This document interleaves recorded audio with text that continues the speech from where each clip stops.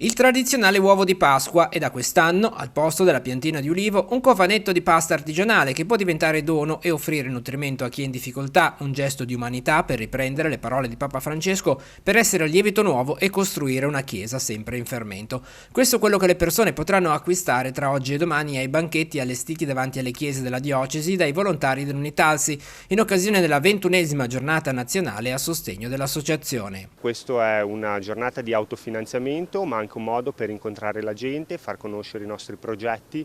L'Unitalsi è famosa per i pellegrinaggi, ma non facciamo solo questo.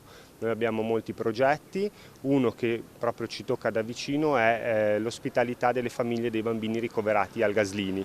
Si chiama Progetto dei Piccoli ed è un progetto molto importante per il nostro territorio. Quante sono le persone che hanno nell'Unitalsi un punto di riferimento? Molte, soprattutto le persone anziane, i disabili, che non potrebbero comunque muoversi senza la nostra associazione.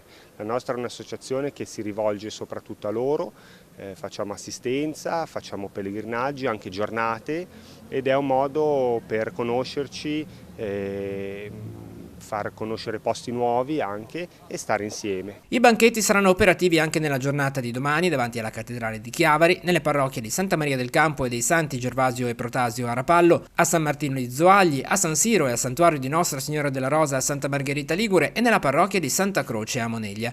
Oltre alla raccolta delle offerte sarà possibile informarsi sui prossimi pellegrinaggi organizzati per la diocesi dall'Unitalsi. Abbiamo il pellegrinaggio a Lourdes dal 3 al 6 luglio in aereo o dal 2 al 7 luglio in pullman con partenza dal Tiguglio.